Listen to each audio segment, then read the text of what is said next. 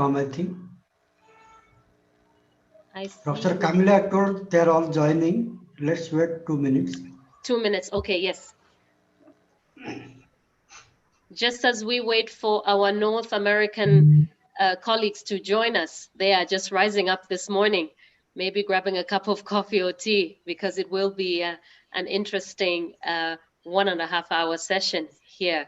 So just to welcome everyone to the third day and the plenary session of the International E-Conference on Migration, Diaspora, and Sustainable Development. And we have gone through 2 days. Today we just finished actually the last sessions where we have been diving into different topics or centered around different topics on the key theme. And this afternoon, I think we are yet to go into to dive in a bit deeper into diaspora engagement.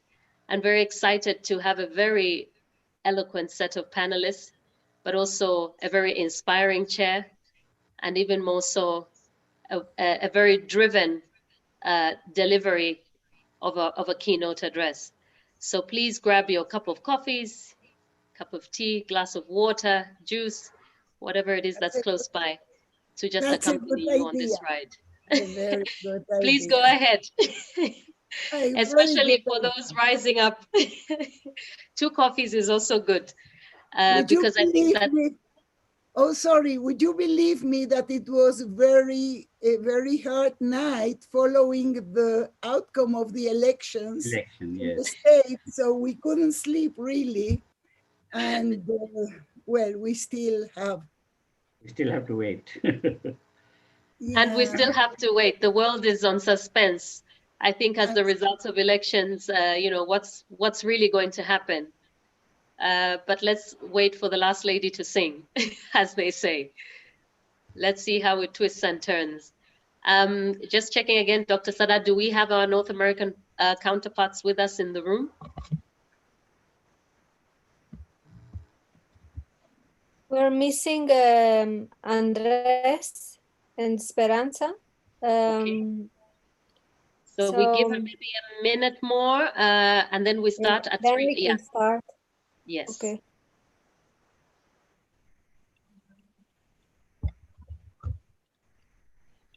One more minute.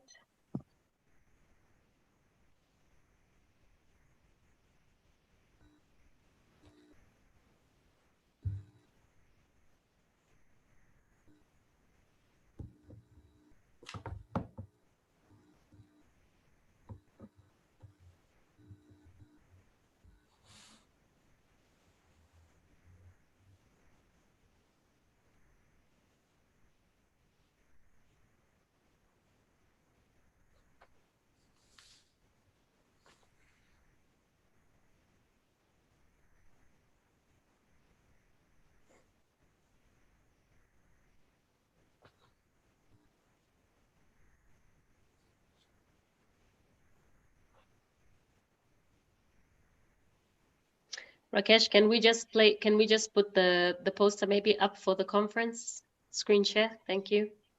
In the meantime, while we wait for 2 more minutes.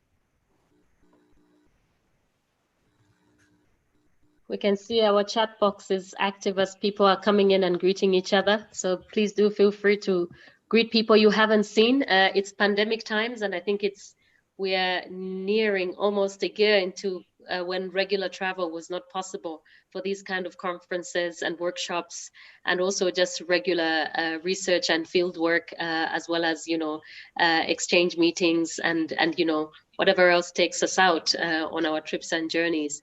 So I guess some have not seen each other, some are familiar with each other, some have a meeting for the first time. So please feel free to say hello to each other in the chat, which we will use later for a Q&A session. So good to have the greetings now going, and then we can convert our chat into more substantive content later on.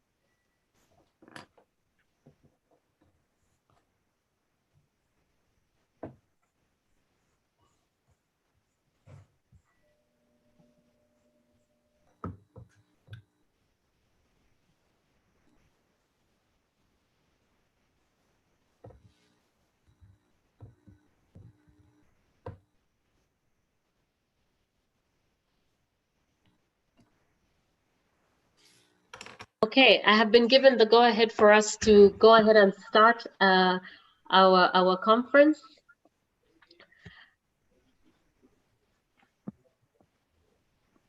Welcome once again to the third day of the plenary session that's going to focus on diaspora engagement, here where we have been at the International E-Conference that's looking at migration, diaspora, and sustainable development. And it has been some enlightful days, and we are yet to dwell into that. I'm very delighted to introduce to you the chair for the session, who will later on then bring on our key speaker and also lead the panel discussion.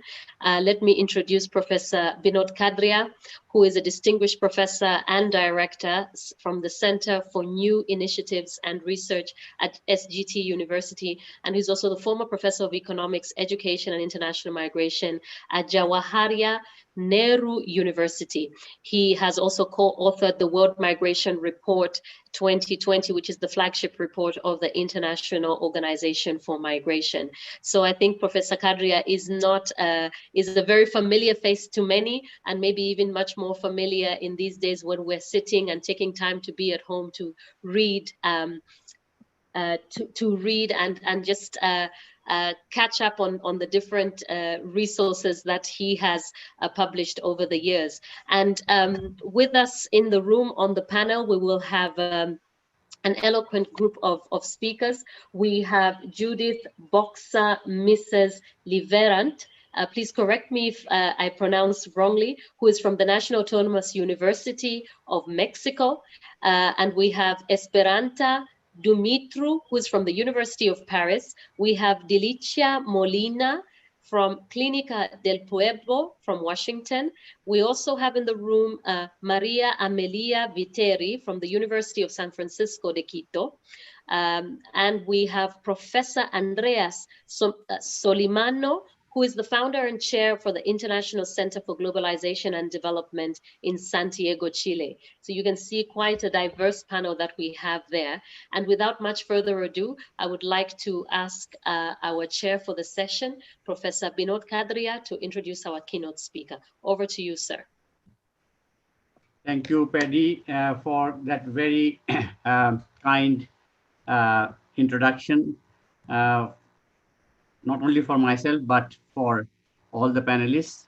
And it would be interesting subject of the panel discussion today, preceded by a keynote address from an eminent person from Portugal, Claudia Pereira, who is the State Secretary of Integration and Migration.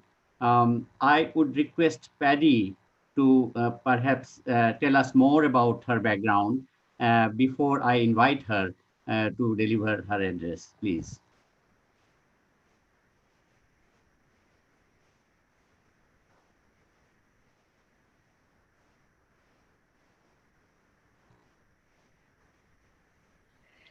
Thank you. Even somebody who's been moderating sessions like me and Chess can forget how to play the unmute button. But maybe I think it comes with the big role that I have been given to read out Dr. Claudia Pereira's bio, which I find absolutely interesting, not just as an independent researcher and as somebody who has worked on migration for the last couple of years, but for the content that it has had, and also because I have been able to see some of her work. So as everybody would know, Dr. Claudia Pereira is the State Secretary for Integration and Migration in the Portuguese administration. And she was born in Germany, for those who may not know, but she currently lives in Lisbon. So she is a Portuguese citizen. And she has a PhD in anthropology from the Instituto Universitário de Lisboa. That's the little Portuguese that I can try. And she did her postdoctorate in sociology in the same university. She has been a member of the Sociology Research and Studies Center and was the executive coordinator of the Immigration Observatory from 2017 to 2019. And as some of you would know, the Immigration Observatory has been responsible for the statistical report on Portuguese immigration, which they produce annually for the Ministry of Foreign Affairs, Portugal.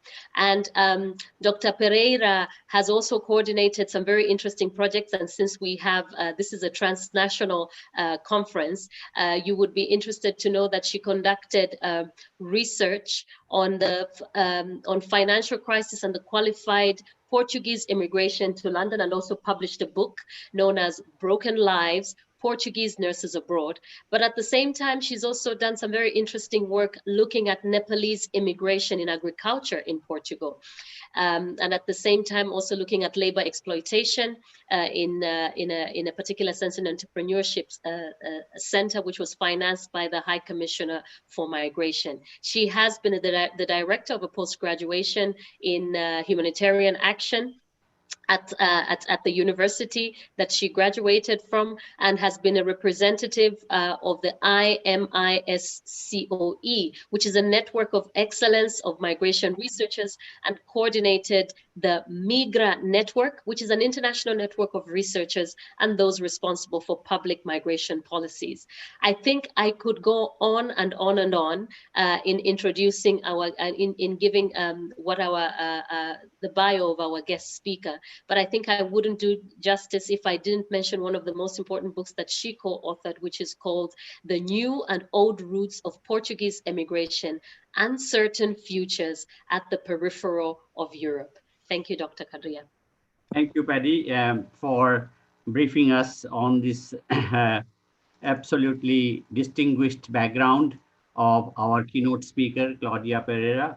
And that would give us, you know, the perspective itself for today's subject, the diaspora engagement. I had an opportunity of spending one night in Lisbon on the way and back from Azores, the island in the Atlantic, vastness of the water in the middle of that for Metropolis conference a few years back. And it was absolutely fascinating that evening in Lisbon. With that memories, I would like to invite our keynote speaker, but make a few remarks about the topic itself, the diaspora engagement. That actually takes me back sometime in history, in terms of you all are aware that the diaspora term itself has undergone massive transformation, because diaspora was not equated with migration. It was actually people who had connections with the homeland, but themselves were homeless. They didn't have a homeland for themselves. And I think it was the Jewish people who had that distinction. But today, it is such a generic word that it actually covers everything that is related with mobility of people. So I try to figure out that where was this connection? Why did it come to the forefront? I think it came to the forefront from the failure of the expectations that the migrants would return home, that the migrants would come back and take part in the development of the country where they had gone out from. So when that didn't happen, then people started thinking that, well, return is not necessary. One can still take part in the development of the country by being away from the country. And that was the characteristic of the diaspora. So that, I think, is very, very at the root of the diaspora. Today, we find that the diaspora is used in a very loose kind of connotation. Even I find sometimes being confused with the non-resident groups. Like, for example, if we look at the UN latest migration report, international migration report, it says that 17.5 million Indians abroad is the largest diaspora. They are not diaspora. They are the Indian citizens who are migrants abroad. The counterpart out of the 32 million Indians abroad is the diaspora. So that, I think, was an interesting point to make here. And then I think we should also make it clear to ourselves that the two are connected, migration and diaspora. Migration is a flow concept, whereas diaspora is a stock concept, and two are integral part of each other. One is the cause, the other is the effect. And with this, I would like to listen to our keynote address today from Claudia Pereira in terms of what are the issues that are connected with diaspora engagement, and that diaspora engagement should be with whom? Should it be only with the home country, or in today's world of globalization, there are more options? I welcome you warmly to share your thoughts with us. Claudia Pereira. Good afternoon, or good morning, or good evening to all of you. Many thanks for the invitation, and many thanks, dear Professor Pedi Knudsen, for your words. Many thanks. And also Professor Binod Kadria, many thanks also for your clarifying. I fully agree. And I just would like to add that I also spent some nights in Delhi and at Nehru University, because I lived 2 years in India, but studying not migration, but Catholicism and tribal populations. So I'm very, very happy for all the reasons, for being now in the government, for being previously researcher, and being in this forum. Many thanks. I also like to greet and salute the colleagues of this panel, from Professor Judith Livren from Mexico, Professor Speranta Dumitro from Paris, Professor Maria Viteri from the University of Quito and University of Maryland, Professor Dilcia Molina from Washington, Professor Andrés Solimando, the founder and chairman of the International Center for Globalization and Development from Chile, and for all the persons attending this conference, many thanks for your time. It's really an honor to be in this forum because of the topic, and because for the first time the government of Portugal, and I would like to remind that compared to all the countries in here, it's a country with a very small number of population, so we have 10 million people, but the Prime Minister, the President of the Republic, and a lot of the society, we do have a strong compromise in integrating well the immigrants in the country, as well as we want the Portuguese abroad to be well integrated. And so I will speak a little bit about the policies, opportunities, challenges, and also a little bit about the diaspora engagement. And in the end, any question, please feel free to ask. I cannot stay until the end, but until there, I'm fully available. And I also like to congratulate this organization. It's always good to be in a forum where 3 different entities are collaborating and from different continents. So the Global Research Forum on Diaspora and Transnationalism, the Migrant Forum in Asia, and the Center for Research on Northern America. So to start, migration is about, as we all know, about statistics, about numbers, about trends, geopolitics, we all know. But it's not only that. It's about regular people with dreams, with aspirations, and that in some parts of their life, as Professor Kadria said, they want to return. Sometimes then they don't want to return. And so it's just like any other of us. In fact, Portugal has been a country of emigration since at least from the 19th century, and 22% of our population, 22% of Portuguese population is abroad. So we really feel the migration. Almost every family has some member who is abroad. This is also why I'd like to talk to you, to tell you a story about a person I know, an immigrant in Portugal who is from Nepal. And although Nepalese migration is very recent in Portugal, they are already starting to engage as a diaspora. And I will read the story of his life in here. So Kamal is a Nepalese, and he has given me permission to say his real name. He's a 46-year-old, and he came into Portugal 7 years ago because although he already had a high education degree, his country could not give him the opportunities for him to get the career that he wanted to. Before making his decision, he was advised to try to go to another European country. He was also advised to apply for asylum, but he decided not to because he was not a refugee. So he chose Portugal. The first years were difficult.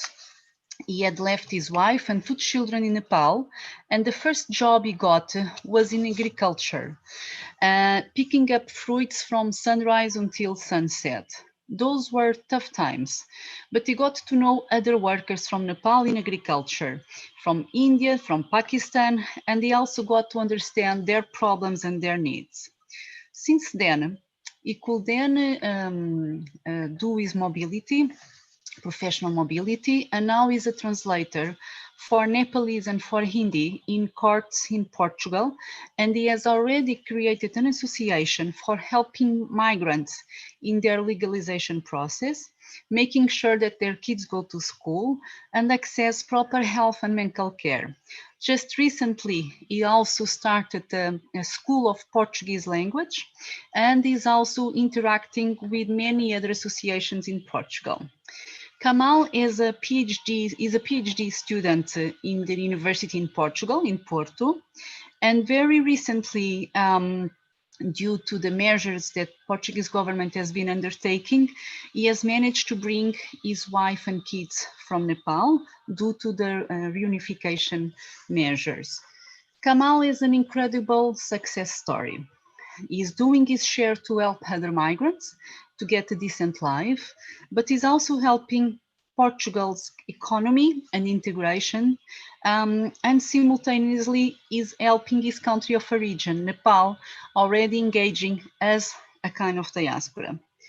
Unfortunately, not everybody has the luck that Kamal had.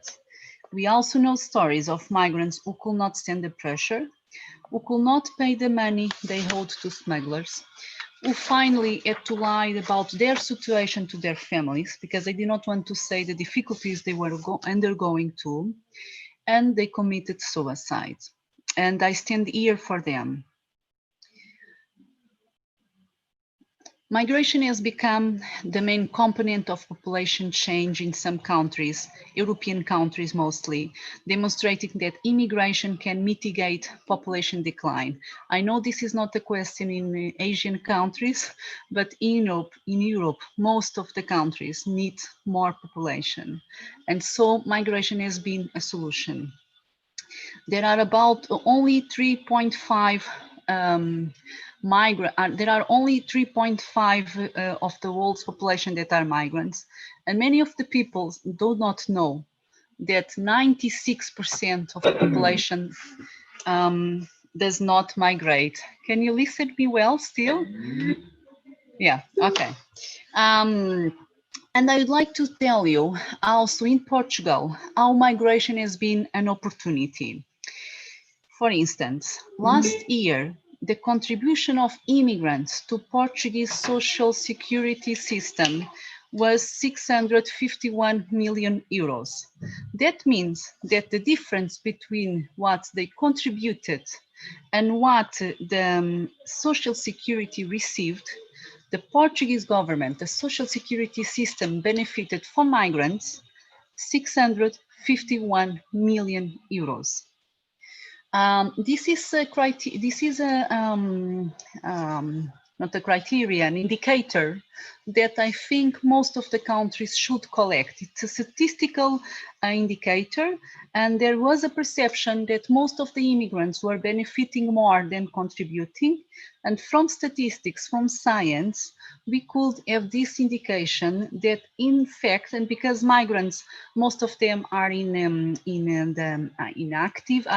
are working, so the government in fact benefits from migrants. In terms of policies, and I also like to share that it was just published the OECD International Migrant Outlook 2020, and we are very happy that Portugal is pointed as an example of development of a whole of society approach. And why? Because we have a model that connects the central administration, but also at the local level and civil society with migrants. So besides of the public policies from the central government, we also have structures that support the migrants at local level. We have 109 local centers to support migrants, and we have also many associations of civil society that support migrants. So we have these three levels that support the integration of migrants. Then we in the government and in the entities of civil society, we believe that integration is a two-way process. So on one hand, to ensure equal rights and equal opportunities to the migrants, and at the same time to ensure the construction of identities and sense of belonging, so that when there are equal rights, equal opportunities, migrants can feel that they are part of society. And when they are part of the society, that means integration. There are a lot of theory on integration, a lot of theories, very interesting, but basically integration means to be part of.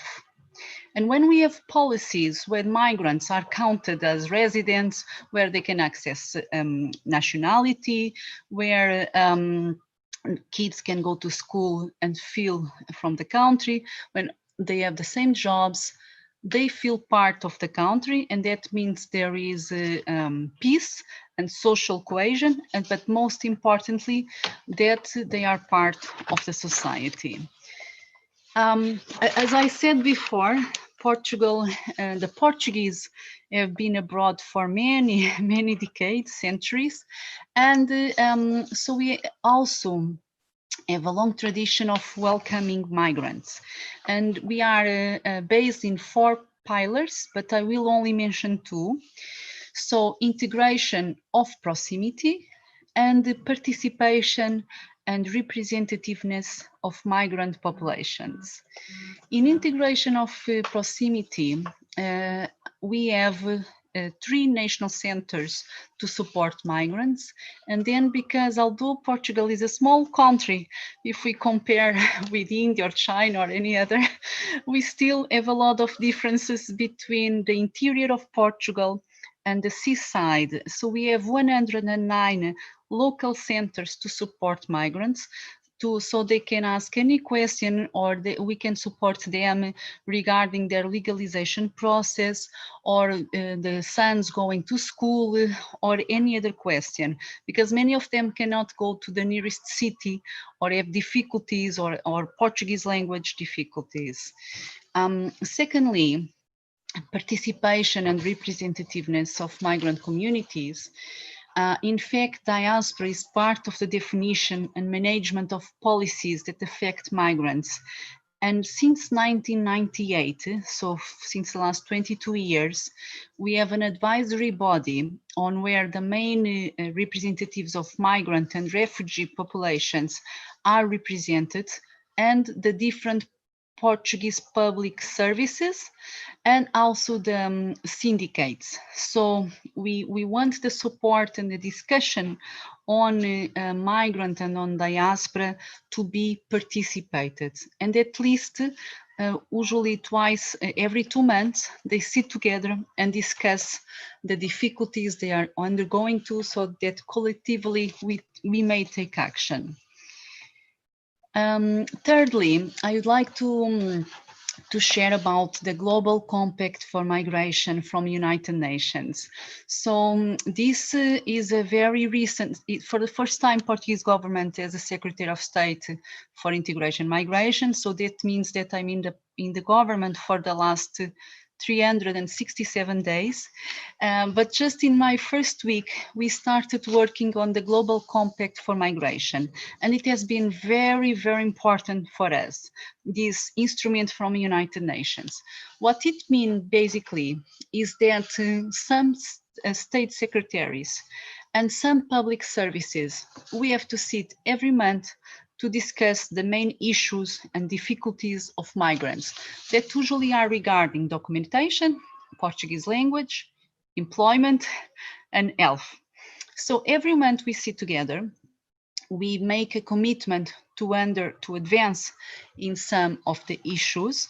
And just in the first 2 months, we understood that some of the migrants could not have the residence permit because they did not have this number of social security, but they could not have this number of social security because they did not have residence permit. So the Minister for Labor, she just issued a new decree in which the migrants could have the social security number even if they did not have the residence permit. This may be very simple, but this means that only in 1 month, in last January, 70,000 migrants have made their inscription in the social security system, and like this to be regularized.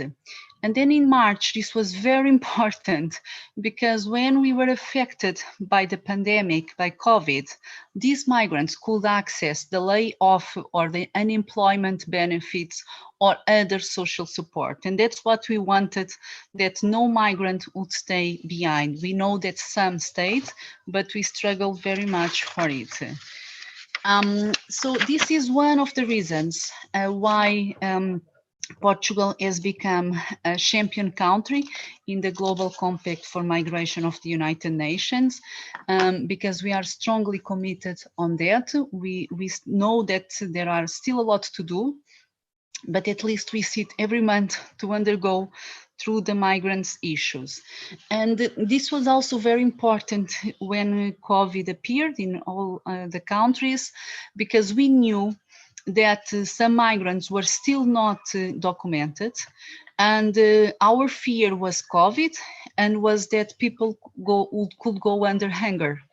And so we just published, because we already were sitting every month together, it was very easy to contact and to publish a decree in which the migrants who were not documented will become documented during COVID, so that they could access any social support as any other Portuguese.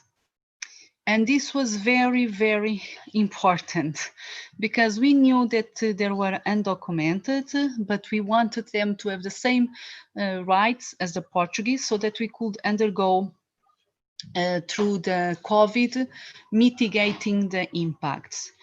We know that we could not reach everyone, but we tried harder. We tried very hard, and we are still trying. And then we made other efforts.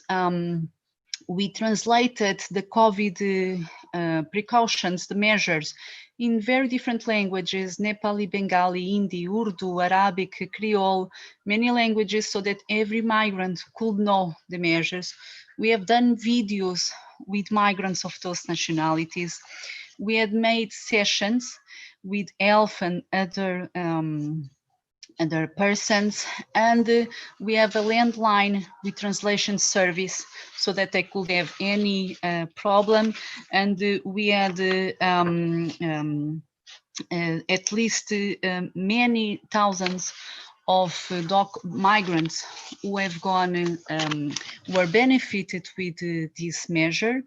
And we also, for every Portuguese and for every migrant and refugee, we have extended the validity of documents now until March 2021, so that even if it's visa or passport or driving license, all the documents are valid until March 2021, so that no one gets is prejudiced for not having their documents valid. And we also had the children, usually from migrants or population or from Roma population. When we had school at home, many of them did not have internet or laptops. And so we had a program, 103 projects that are called Choices program, in which they went home delivering the schoolwork in paper so that the students could do the schoolwork and then bring. So this was also a way to reach migrants, that the migrant students that the schools were having difficulties in accessing. So we think, and as many scientific studies show, the measures taken to help migrants are win-win for the public policy. As they protect citizens from getting in vulnerable situation, and they help to enhance orderly, safe and regular migration. And irregularity in migration is a process in everyone loses. So migrants lose because their rights are left unprotected. Societies lose because xenophobia and appear. And police authorities also lose because it's difficult to monitor undocumented people. So we are trying very hard to make sure that migrants are documented in Portugal. And as I said, we have done a lot, but there is still a lot to do. And I'm reaching the end. I really would like to congratulate again the organization for this very enriching initiative, because it's very important for the academia to inform public policies, very important. And I think COVID brought that, remember that alert to everyone, because only academia can help us to compare realities, and only academia can help us to share best practice worldwide.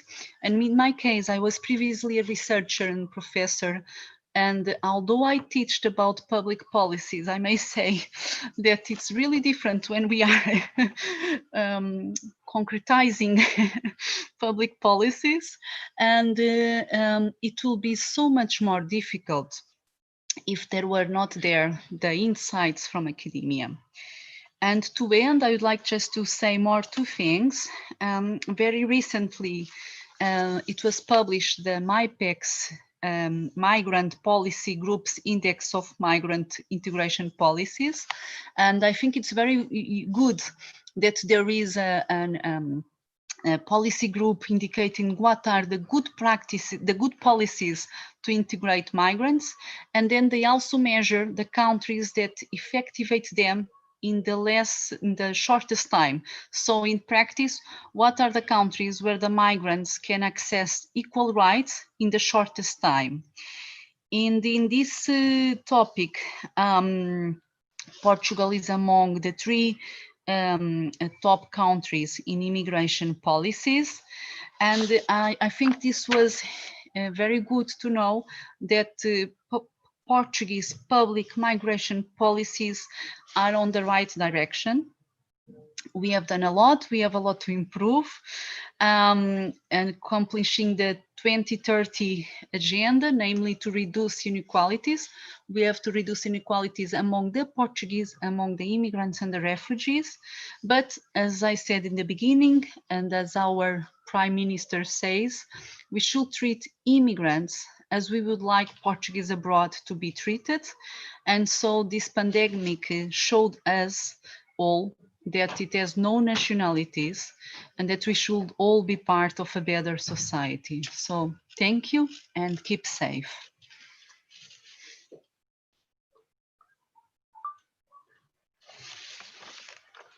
Sir, you have to unmute. Yeah, keep forgetting. Sadanand, can you hear me now? Sir. Yes.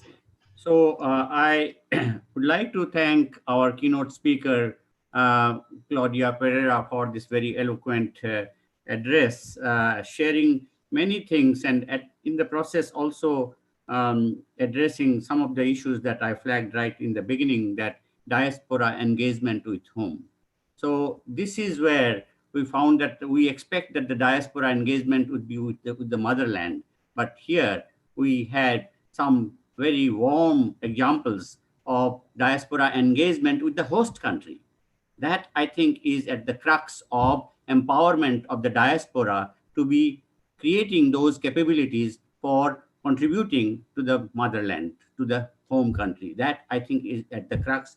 I would not like to take more time because we have a distinguished panel of discussants, but would like to say just one thought, which I would like to share with you, that your address has busted the notion that it is Fortress Europe. It's not Fortress Europe. It has undergone transformation from Fortress Europe to a welcoming home, for a second home for the diaspora. At the same time, I would say the nation of immigrants that United States used to be is no longer the nation of that welcoming nation. So I think we do have this topsy-turvy world that we are going through during COVID time, and you have actually raised all those issues that our discussants would perhaps like to comment upon and share their own thoughts. So I'll give it back to Paddy to invite our first discussant, please.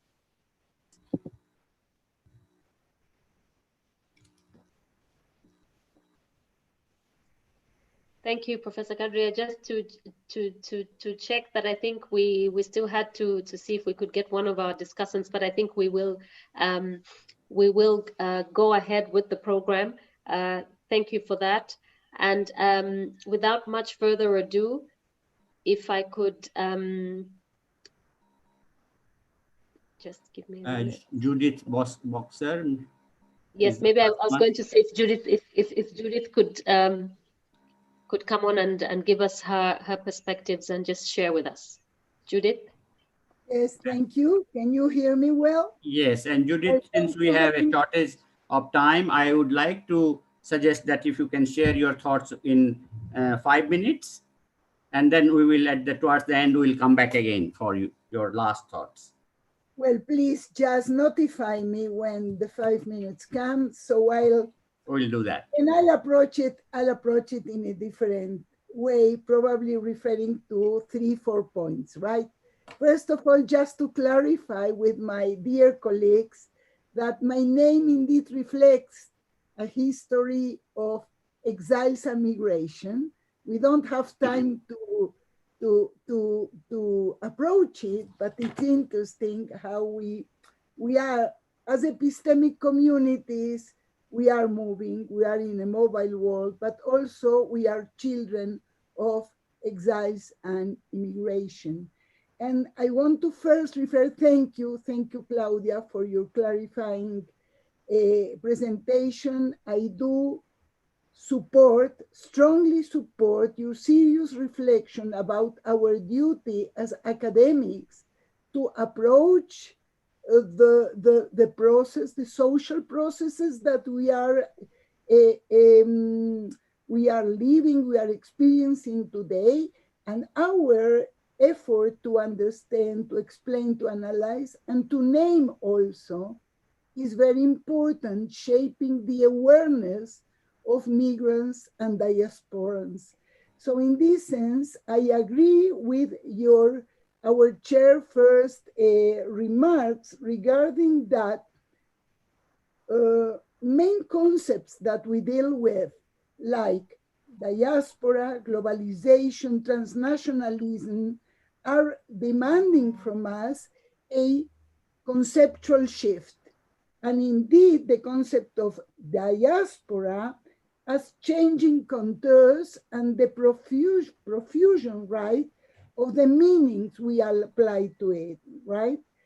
Thus, the term that once described Jewish, Greek, and Armenian dispersion as the classic one now shares meaning with a larger semantic domain that includes words like immigrant, expatriate, refugee, guest worker, exile communities, overseas communities, ethnic communities. And we refer to them as diasporas.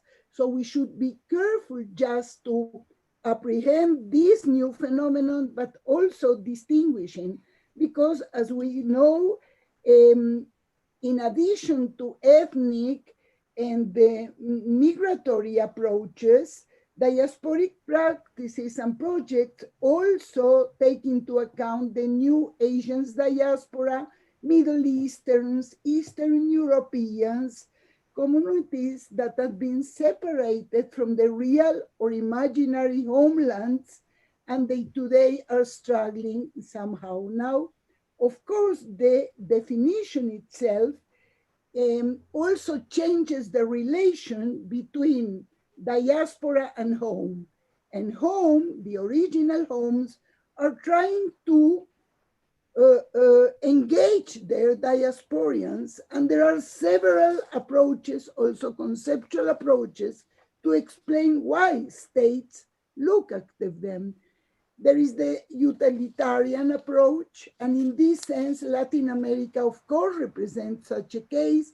If we just pay attention in the last figures of remittances, mainly in the movement from Latin America to the north, then we'll see that we are talking about total Latin America, $100,000 million a year. Now it's interesting because the percentage of Mexico, which is 37%, Central America 26%, and Caribbean 15%, reflects the capacity of home countries, economic capacity, and their ability to link, to reconnect with their diasporas. There is also the approach identity-based, right?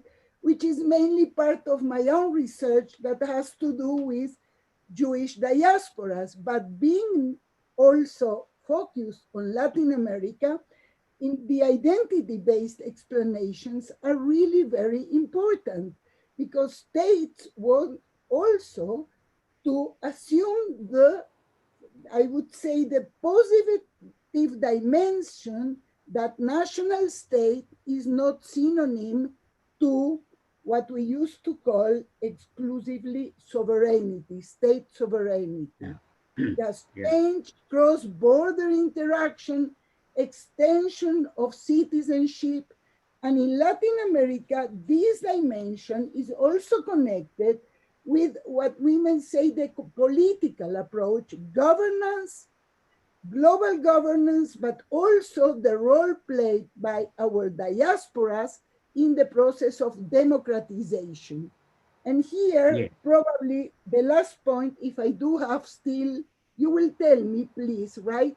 There is also the social and spatial dimension that it's very rich, and I think we should approach when analyzing precisely the engagement.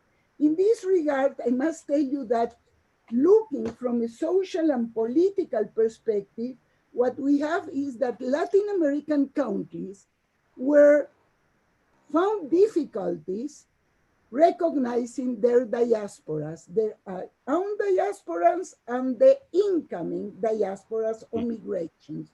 Yeah. And this has changed lately on, and also must be seen as part of the impact of globalization processes, that the external ceases to be external and becomes part of the inner politics and transition, mainly transition to democracy. And here we have a two different situations to conclude.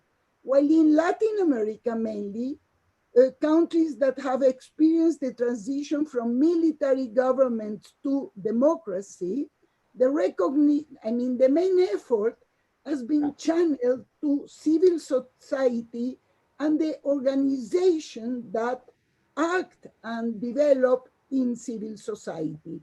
It's not a miracle that mainly postmodern thought had influenced this conception. In Mexico, it had a more political oriented situation, mainly from the government that crossed all the political parties. Well, and today's news regarding the vote of Latinos in the United States bring us to reconsider many aspects, both from the original country, right? Mexico is such a case, and their incorporation in society. So thank you very much. These are my preliminary remarks. Thank you. And Claudia, we enjoyed very much. I must tell you, when you recover the biographical dimension of one immigrant, it makes us really, brings us back to the imperious need, right, to avoid only looking at structures and big processes. Yes. Thank you. Excellent. Thank you, Judith. I know that there is much more behind what you have shared with us, but certainly it is the challenge of time that has stopped us from benefiting from that. We will try to come back at the end to your last thoughts, and I would not steal more of the time of the speakers and straight away invite Speranza Dumitru, if I have announced properly, from the University of Paris, please. And 5 minutes. Do we have? She's not. No, we don't have Speranza. She had an accident. No, we don't have. So should we don't have her. Could we invite Maria Amelia Viteri from the University of San Francisco de Quito, as well as University of Maryland, to just join us? Thank you. Yes, please. So Maria Amelia Viteri, can you hear us? Yes, I can hear you. Okay. Let me know if you can hear me. Yes, we can hear you very clearly. And please share your thoughts on the keynote address, as well as what Judith had shared with us. But your challenge is again time. It is 5 minutes. Yes. Thank you so much again for this kind invitation. It's an honor to be here. Thanks again to Claudia Pereira, to Judith Baker for their preliminary comments. And I'm going to be as brief as possible. First, I would like to, again, mention that I also agree with the importance of academics and social scientists working closely with practitioners across the world in issues that have to do with people that are in mobility, whereas our immigrants, refugees, and or other types of people that are constantly, for different reasons, moving from one country to another. I'm going to bring the focus on the Washington metropolitan area and the Latino community to share with you something similar to what Claudia mentioned, efforts to integrate, in this particular case, Latina women using a framework based on Paulo Freire's popular education that, as you might be aware of, it's based on increasing knowledge about, in this particular case, what's the role of peer-led navigation in supporting, in this particular case, not only Latina immigrant women, but Latina immigrant women that have been survivors of violence? Because as we know, most of Latina women and immigrant and refugee women face different challenges. And one of those challenges are definitely what we know as gender-based violence. So how can we think through a program that I have been collaborating through that's called Madre Tierra, which is a Central American-based program in the Washington, D.C. metropolitan areas, so that framework of community health action, language access services can become or has become the grounding for a holistic health program where The focus is on physical, emotional, and social well-being. And here I would like to emphasize a successful experience. So despite what you know, it's the context in the US of anti-immigrant policies, this program, Madre Tierra, has created a supportive network and solidarity among women. The program that is running now more than 15 years is designed to strengthen participants' health outcomes, respecting their beliefs in their own language and their own pace. Through the program, we have emphasized on sexual and reproductive rights, prevention and care for gender-based violence, and some of the core elements that I would have loved my colleague, Dilcia Molina, the founder of Madre Tierra, would have shared with you, but because of connection problems, she wasn't able to join us today. The core elements are a health promoters model, so Latina women survivors of violence are not only victims, that through dignity, through understanding the concept of dignity, they are provided with language services, including interpretation and translation, referrals, immigration assistance. It's a program that is accessible. And the most important part for me as an anthropologist that has been working with Latino communities for more than 10 years in the United States and other countries is the possibility of formative process for health promoters. So the Latina women that come to Madre Tierra are able to follow a curricula that will then allow them to become health promoters, which means that they will be able to share the knowledge with other women in their own communities that are going through similar processes. In this way, we are not re-victimizing women in one hand, and I also believe the value of the program is that it creates further opportunities for what some people call empowerment. I know, sometimes it's a tricky word, or social agency. Okay, so instead of just defining women as victims and as immigrants and or refugees, it creates a space for women to become health promoters and become the best of themselves. And I believe with that, I will end my presentation. I know time is tight, but I think what I share with you nicely and closely ties with what Claudia and Judith mentioned earlier. Thanks again. Excellent. Thank you for sharing very briefly, but almost all the points that you have mentioned, particularly in the context of gender issues and women and Latino women particularly, will come back during discussion and certainly extract more from what you have in your treasure. Thank you once again, Maria. And now, shall we invite Paddy, Yes. Dilcia Molina? Yes, we invite Dilcia Molina. She's not there. She's not there. She's not there. Okay. Yes, I'm sorry. Dilcia wasn't able to connect due to problems with Wi-Fi. Okay, so globalization has its own problems in terms of technology. And now I would like to invite Professor Andre Solimano, who is not an unknown face to me. We have been meeting in different parts of the world for maybe more than 15 years, or if not more.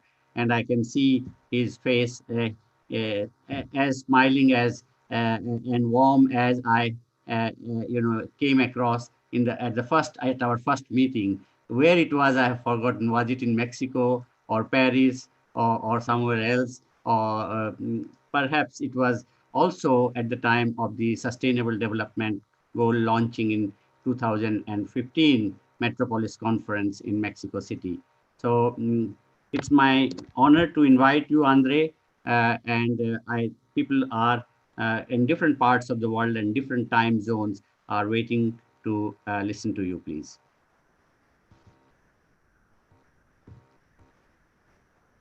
Please unmute, sir. Sir, please unmute. Okay. Yeah. Well, thank you very much, Binod. He's an old friend.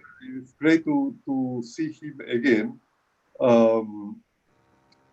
So I would like to congratulate the organizers also of this conference for a very important event, very timely.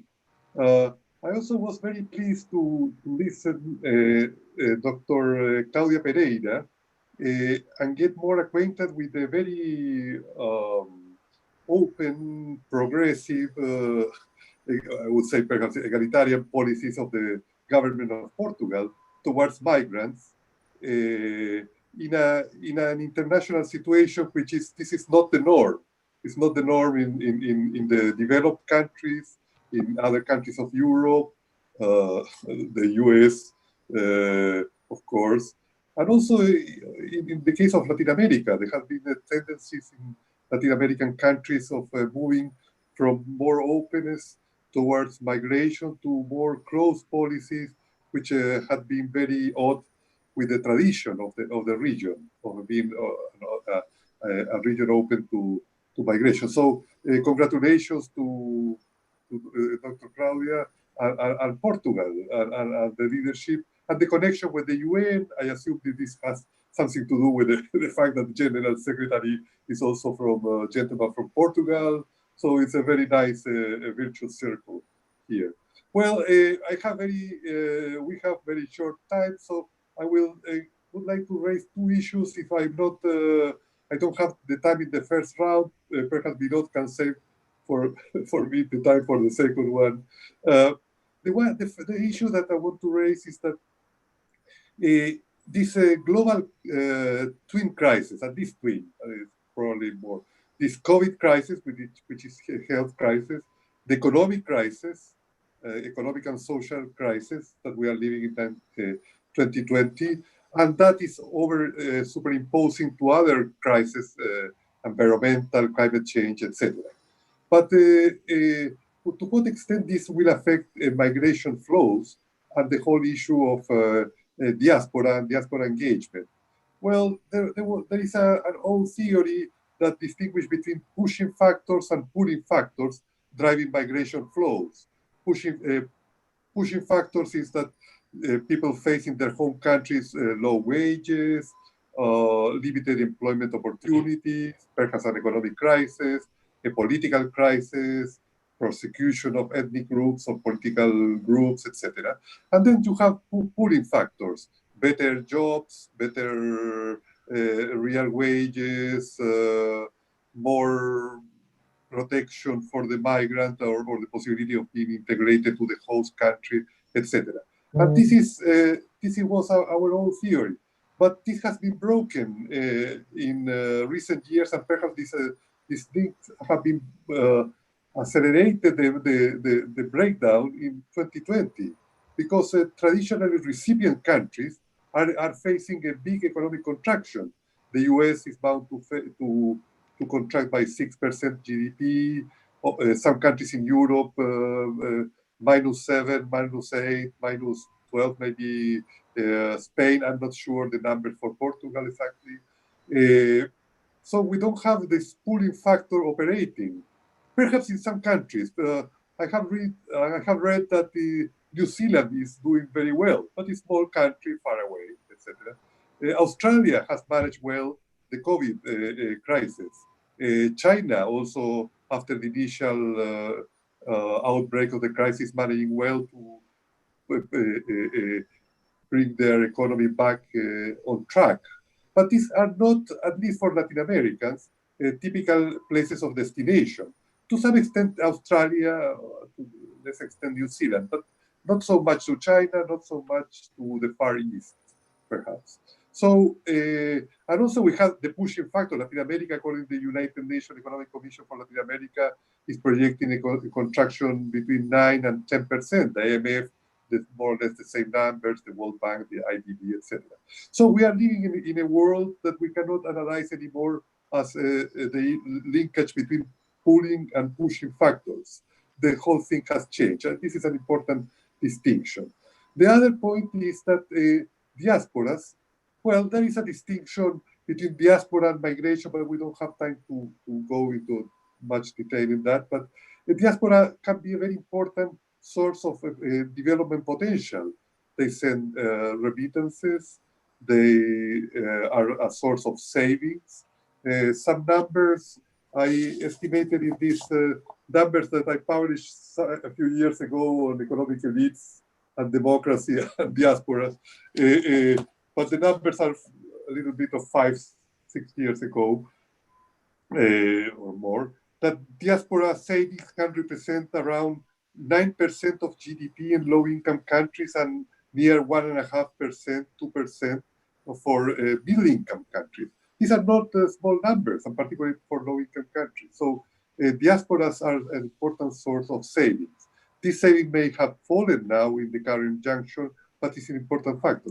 Also, diasporas can be facilitators of international trade, facilitators and agents of investment, of transfer of skill, of transfer of knowledge, etc. So we don't have to forget the important development potential of diasporas, both for the home country and also for the host country. And here there is an ample room for cooperation in this area.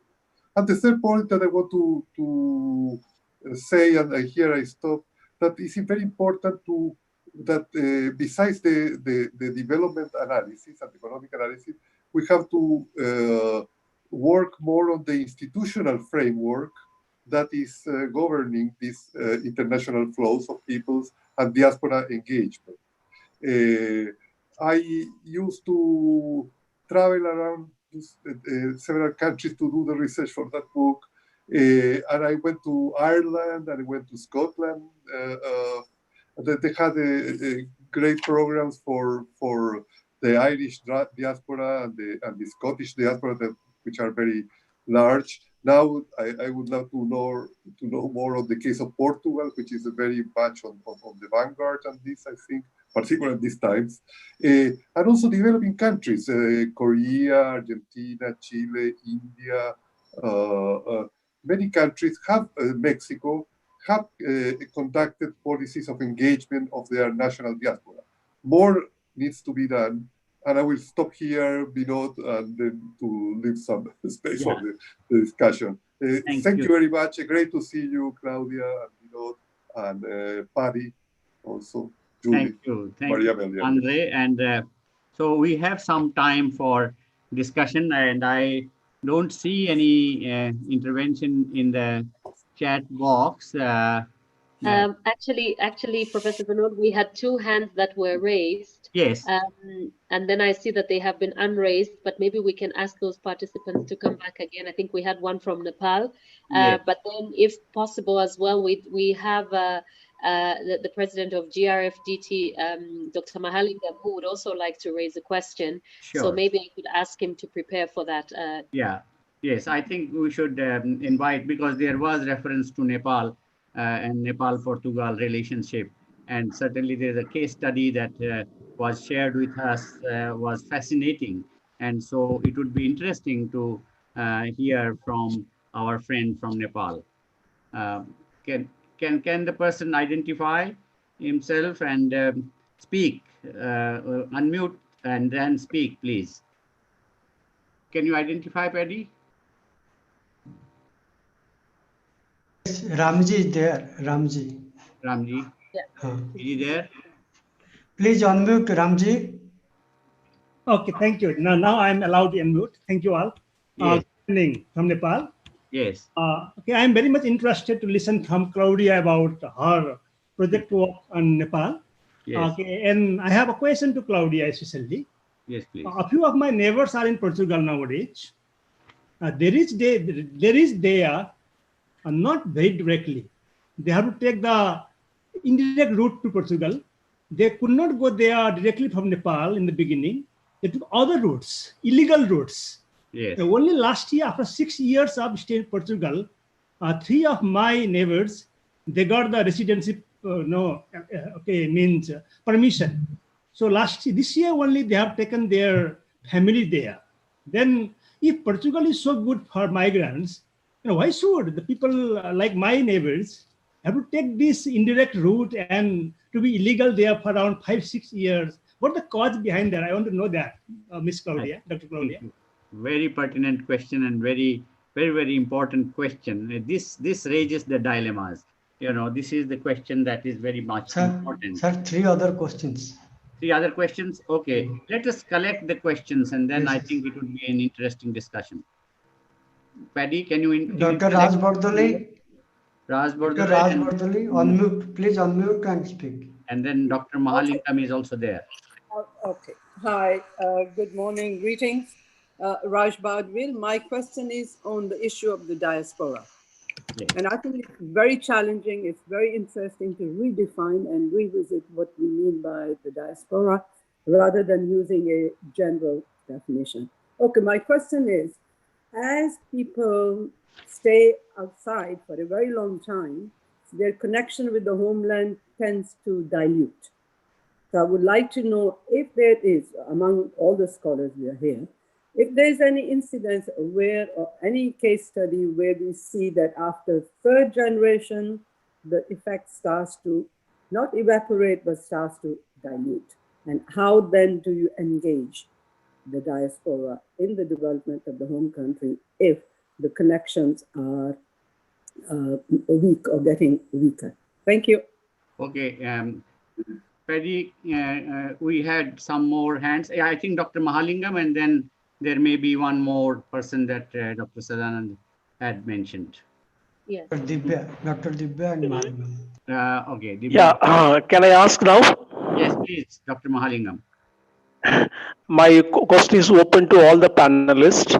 I like to know what kind of diaspora engagement which is going on in the times of global pandemic which we face. That's my question to all the panelists. Okay, very pertinent and timely question that our panelists would address. And let me invite Divya Balan to pose your intervention, please. Good evening from India. Myself, Divya Balan. I'm a faculty of Flame University, Pune. Actually, my PhD thesis was on social integration of immigrants, Indian immigrants in Europe. And I was like thinking, because we have seen this shift in attitude, especially post 9/11, and how this Islamic terrorism or homegrown terrorism was at one point of time in Europe, especially, was a heated debate. And we could see the recent attacks and the events which is happening in Europe is kind of like somewhat connecting to jihadist terrorism, or these are the terms which is always kind of we see in the media. So I would like to know if there is any kind of change in the attitude, including we have heard the best model from Portugal, but is these sort of incidents going to have any impact on one, the policies, second, on the immigrants integration or the attitude from the governments to immigrants, including refugees? So when I say immigrants, both forced and voluntary migrants, I'm talking about, and also from the side of the immigrants themselves, because as you mentioned, Dr. Claudia has mentioned, it's a two-way process. So in that sense, how it is going to, all of these kind of narratives, especially media narratives, how is it going to impact even the migrants?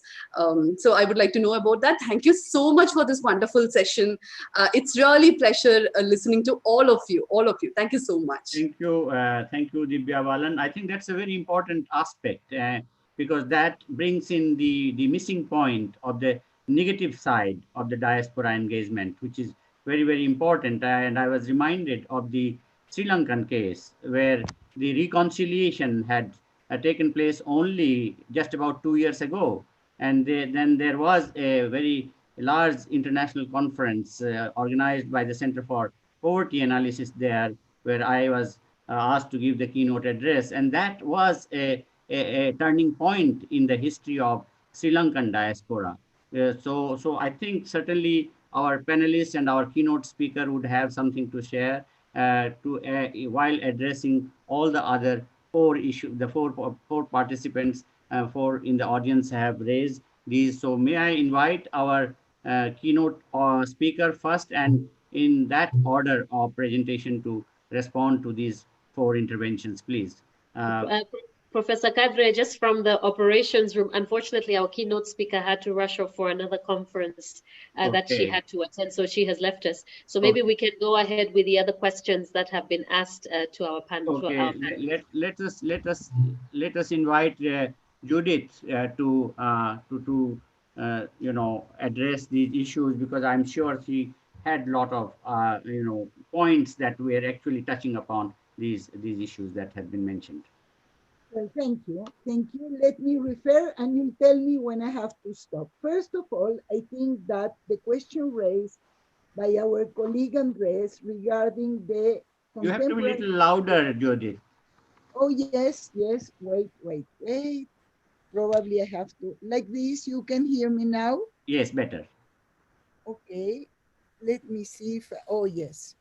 Okay, now it was not enough loud. Okay, I want first to refer to a very contemporary phenomenon, which means, and related with two other questions, the COVID crisis, right? And I tend to define it as a constellation of crises, a sanitary crisis, that a unknown virus that crossed transnationally all the borders and brought us to a global simultaneous systemic crisis, because it has economic outcomes, the recession, already all the prognoses are to there, are of course political, and we see it very worried, the context of polarization, of questioning the global world,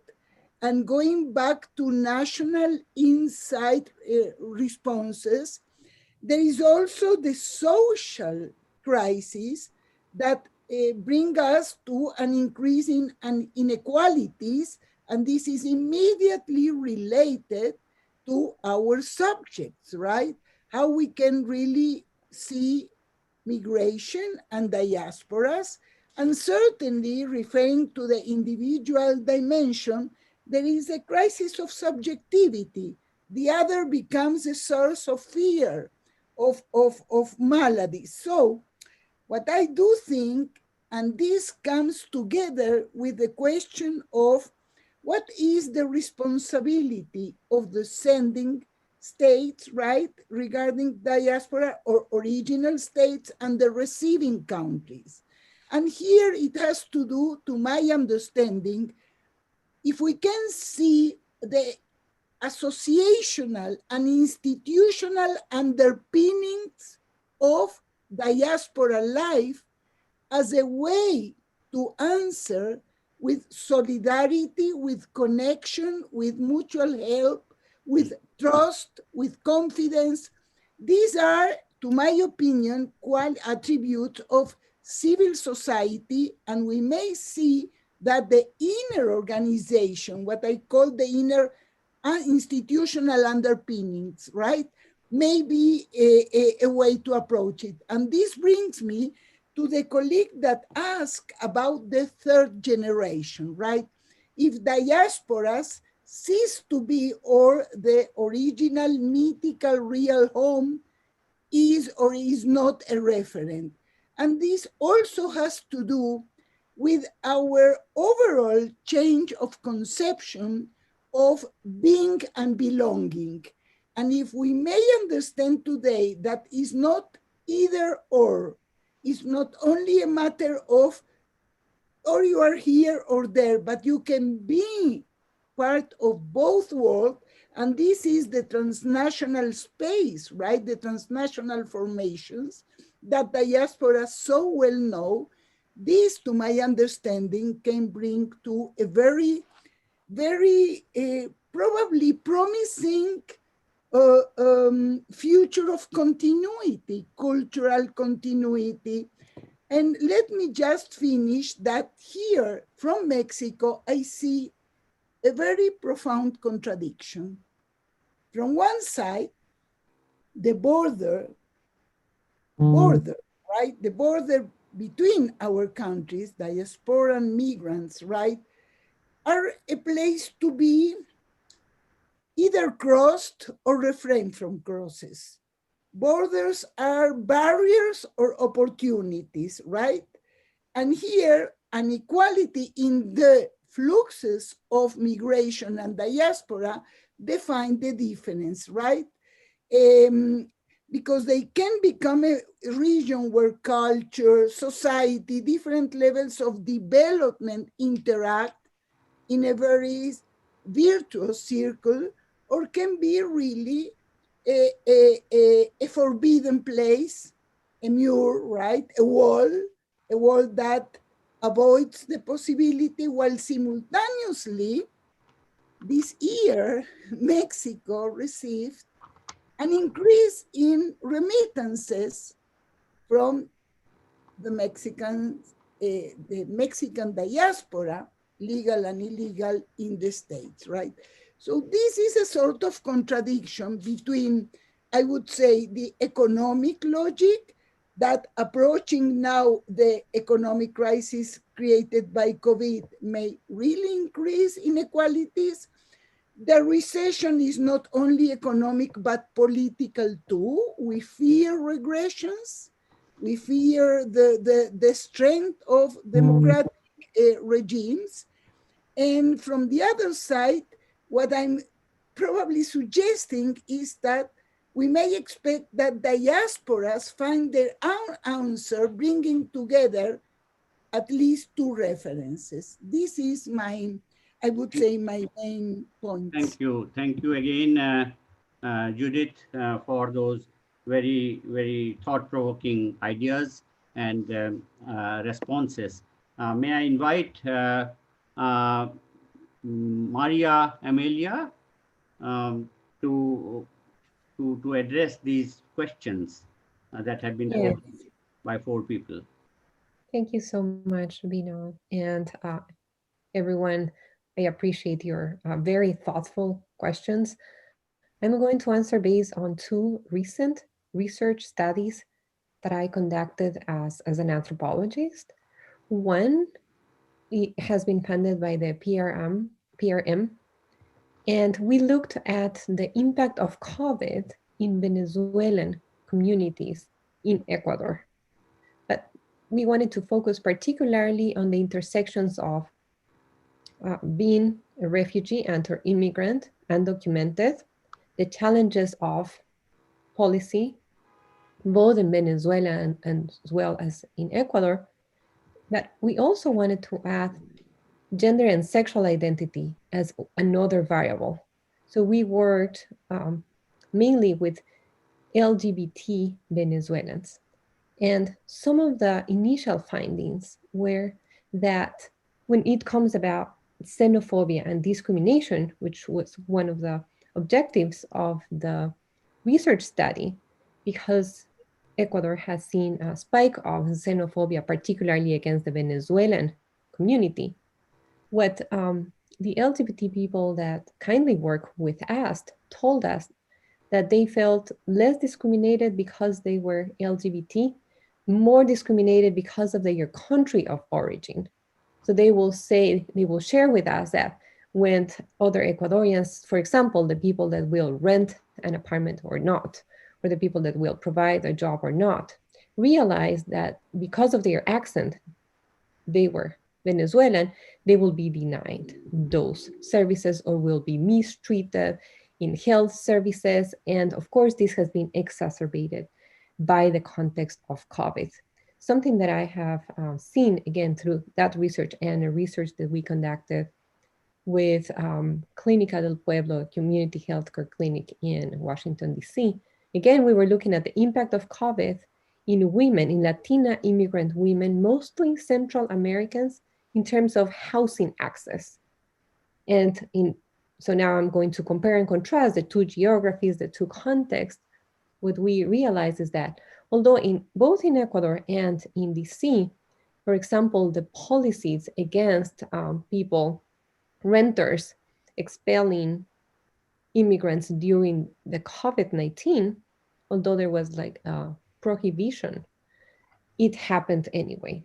Venezuelans, undocumented Venezuelans in Ecuador had to leave the places where they were living unexpectedly, and many found no other alternative. They were homeless. And the same thing happened in DC, although DC has one of the strongest policy against renters that cannot be expelled from their housing.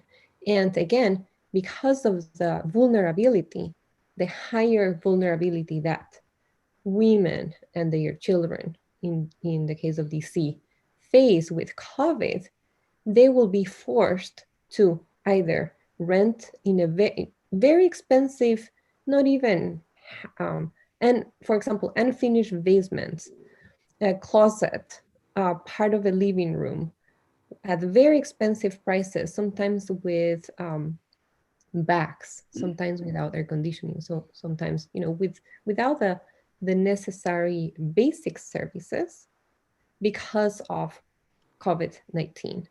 And also asked to leave. And then again, most of the women that we have worked with have children, as you might imagine, and the women and the children will be left in very precarious conditions. And I believe I'm sharing these examples to further highlight the importance of integration, the importance of a humanitarian approach to immigration. Otherwise, as we have seen in both cases, in both countries, United States, Washington, D.C., metropolitan area, and Ecuador, although you might have laws that are preventing people to be homeless, those laws are not enough to protect people, immigrants, and refugees that are in a higher position of vulnerability. Okay, thank you, Maria, for sharing your responses to the points that were raised. And now it's my pleasure to invite Andre to respond to any of the questions that you'd like to answer. Yeah, thank you, Vidot. Well, I think that the questions probably revolve around two issues, in my view. One is how well prepared are our countries and our economies to stand a crisis that was largely unexpected, like the COVID crisis. And second, to what extent previous trends in globalization, I would say, have weakened our capacity to stand this health emergency, the COVID. Well, of course, different countries have shown different degrees of preparation to face this crisis. Well, I'm referring also to the migrant population, which may be in general more vulnerable, but not all, because diasporas, I would here make the distinction between diaspora, there may be entrepreneurial diaspora, sort of middle class, well-to-do diaspora, and then there is the poor migrant, the more vulnerable people. So we cannot say the whole migrant impact will be the same. There is a segmentation here. But on the degree of preparedness, well, the UN was cautioning, and there was a commissioning that cautioned that the pandemic could hit some countries. They were not completely clear. It was impossible to do it, say that it was this kind of COVID and the timing, of course. But they were saying the world is vulnerable to a health shock. We don't know when it will come, in which countries, etc. The details, but it's weakened. Very few governments listen to that, unfortunately. So there is one point, is that the governments in general sort of neglected this probability or offer a very low chance to occur.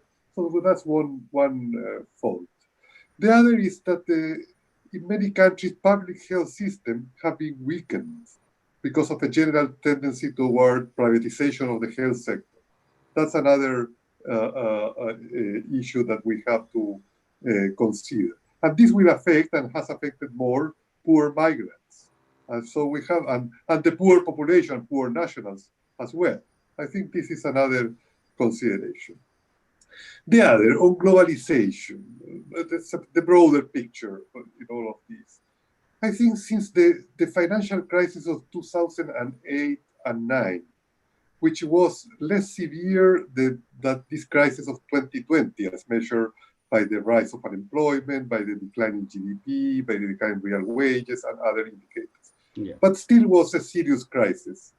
The response started to be a move at the political climate change against migration, against the free mobility of people, a move towards closing investment migration regimes. So perhaps migration is a main casualty of this tendency of deglobalization, particularly deglobalization of labor markets that we have been observing since the financial crisis of 2008 and 9. Then it came the shocks of 2020, but this has been preceded by this situation. Globalization also faces other problems, a high frequency of financial crisis, financial instability, volatility, the rise of inequality of income and wealth, the increasing segmentation within societies and across nations in the levels of economic welfare. So the global economy was weakened. Latin America was experiencing very slow growth rates in the last 5 years before 2020. Other regions also experienced economic problems. So the world was caught in a weak situation. And so we are seeing the effects of that. But still we have to keep an open mentality, convince our governments that we have to keep open migration regimes, that we have to support diasporas, that we have to treat foreigners and nationals alike in more or less the same form. We need to keep the true values of internationalization. Okay. In a period of that globalization has been undermined by so complicated trends. This is more or less my way to address these issues, Vinod. Thank you, Andre, for addressing all those points. And since we are doing very well on time, we started 10 minutes late, and we still have, if we give ourselves those 10 minutes, then we still have a balance of 5 minutes with Paddy. And Sadanand's permission, I would like to make a few concluding observations. Do I have your permission? Please go ahead, sir. Okay. So I think it was fascinating, the session on diaspora engagement, and we not only discussed diaspora engagement, but all those peripheral issues that are connected, that have been connected with the issue. Now, I would like to take this opportunity of touching upon the four questions that have been raised, and Divya Balan's point actually reminds me of the subversive activities that diaspora can get engaged into. The notorious Kanishka jumbo jet crashed in the Atlantic over the Ireland in 1985 is a reminder of that, and it took years and years the legal case, because this was being done by the separatist group in India, from Canada, and finally when the justice came, justice was denied because they all went scot-free. So that, I think, is the dilemma that one comes across when talking about diaspora engagement. So that is very important point that you raised, Divya. In terms of Dr. Mahalingam's point about kind of diaspora engagement in COVID times, I think we cannot forget that most of the COVID warriors, in terms of doctors and nurses and other paramedics who have been helping and working day and night, 24 hours, have been migrants. They are all migrants, and they are diasporas. They are not only migrants, they are diaspora. They are permanently settled people, and many of them have actually got citizenship of where they are fighting the COVID-19. So that I think we have to keep in mind. And that is why we find that when there are perverse tendencies of a country like United States, the nation of immigrants starts closing its doors by denying, by putting ban on visa processing, on green cards, on H-1B visa, on F-1B visa, F-1 visa, and all that. They were exceptions. They were, you call it discrimination, you call it exception. That were the warriors, the COVID warriors. The doctors and nurses were exempted from those bans, and their applications were still being processed. That is the irony that we come across in such times. And then, of course, one question from Ramji remains unanswered, and I would like to address that. Ramji had asked very important point in the context of Italian, the Portuguese treatment of these diaspora people in a very positive way. And then he says, why is there a paradox in terms of the illegal routes? Those who go through the illegal routes have to face all those difficulties or the legal treatment that is being given. That, Ramji, I would like to say is something that our keynote speaker mentioned, that we have to put our mind together. The scholars will have to work on this. And that's where the politicians are completely illiterate about this. And they keep on telling us the stock is rising, the stock is rising, the stock is alarmingly rising. And I heard this in United Nations while being the thematic expert on the second debate on GCM. The one of the member state delegates said, well, we have to do something about it. The stock is rising. And I said, no, stock will keep on rising. It is the flow that we have to monitor. That is the difference. You have to treat that stock differently than the flows. If the stock is there of made of 3 generations, then they are completely integrated. You have to give them pathways to integration and welcome them. But if there are illegal migrant flows are there, then you have to monitor them, because you are a sovereign country and you cannot allow, in the name of humanity or human rights, that your borders are open for illegal migrants. Because what happens, what comes with them comes disease, comes crimes and other things that put your population at risk. That I think is important. But our policymakers, our politicians are completely illiterate about this. And that literacy we have to provide. And this is applicable to our next door neighbor, India, Bangladesh, for example.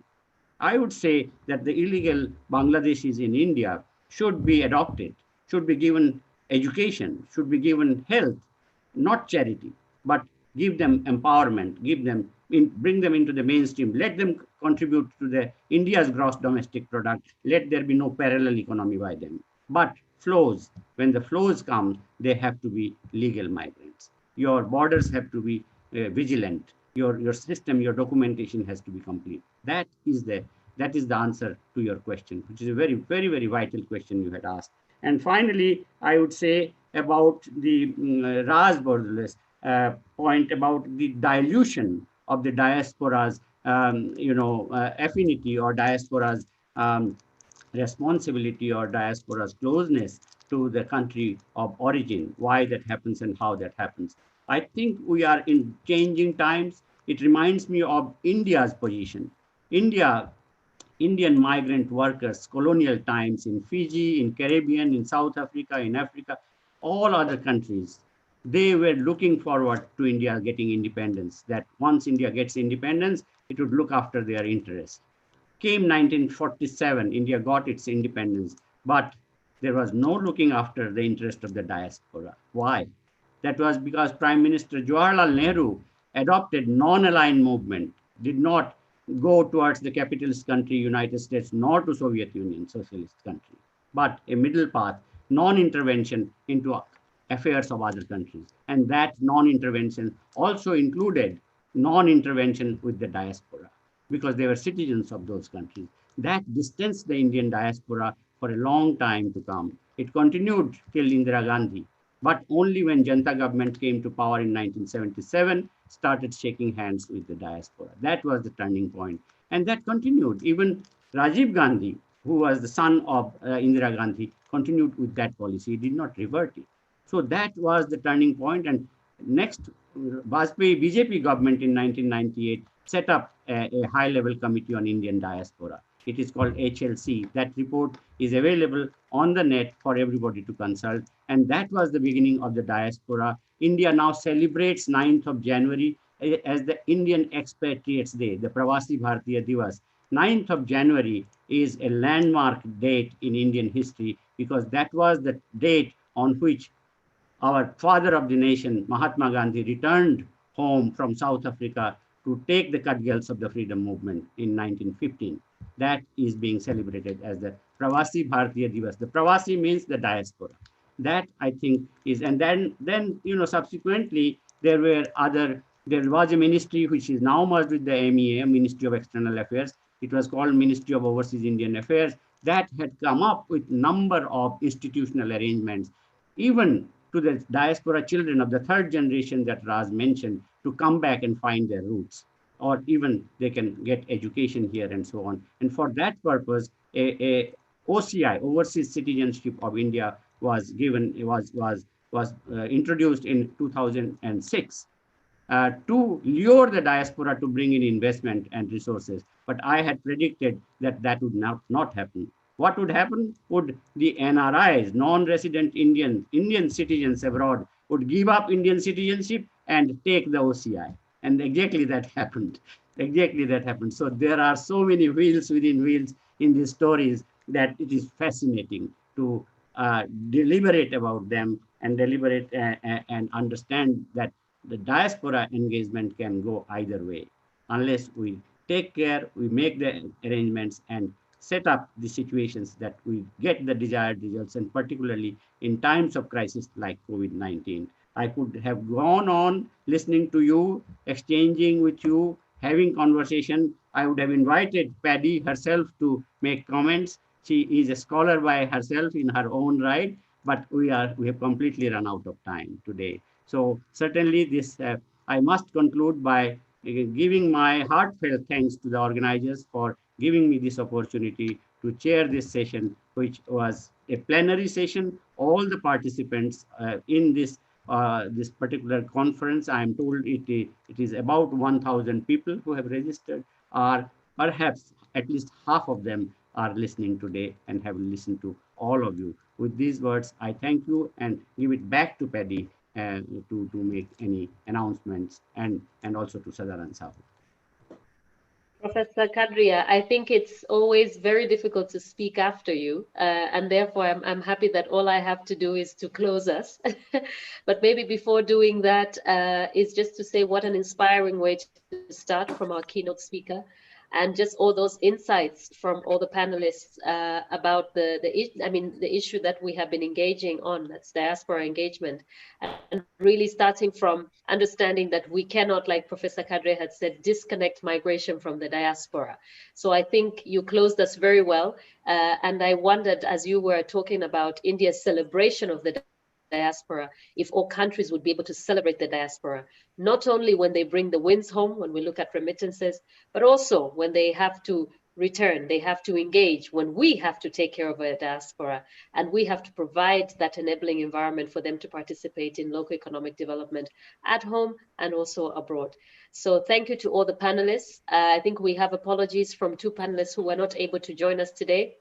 Thank you to all that have been in the room with us. I think we have representation from, we have a footprint on every continent in this room. I think others even in the room were able to write to us from Morocco, from New York, from Canada, from Ireland, from Nepal, from India, from many parts of the world. So thank you for joining us. Thank you for engaging in this discussion. And as we close this session, we'd like to remind you that the international conference has been running for 3 days. We are in our 3rd day. Tomorrow we have the 4th day. But before we close today, we have a session that we're calling Migrant Achievers. And the idea with Migrant Achievers is that we celebrate diaspora and migrant achievers. So those who would have taken the journey, whichever way they took the journey, but they showed us the positive contribution that they make either where they are or back home. And today we have a session that celebrates some of these achievers. So please, we ask you to join us. I think the time is 9:30 Indian time, if I'm not mistaken. So which is in not Yes, 15, correct. 12 minutes. I think it's about 12 minutes. And we are meeting back again in this room. So if you want to walk around your house and see what has happened in the last 12 minutes, but don't switch off, stay with us. If you're on YouTube, if you are joining us from Zoom, please, you are still welcome to join us. If you want to tag along other friends who can watch this session, we always call it a light moment session because here people share their stories without adding so many words that those of us who work in migration or who are researching do. They just say it as it is. So thank you for joining us, and we'll see you in a bit. Thank you, Paddy, and Thank you. Your last remarks were full of weight, and I'm going to carry it back with me. Thank you, and good night to all those who are not going to stay on. And Sadanand, I can see your hand waving with a smile. We salute you. The amount of energy that you have and your entire team. So, it is certainly, it needs to be celebrated. And all of these people are supporting. Thank you, sir. Exactly. I can more than agree to that. I can more than agree to that. Thank you. And also to Professor Camelia having had connected us to our North America colleagues and our colleagues in the US. Thank you so much for bringing those on. And I think we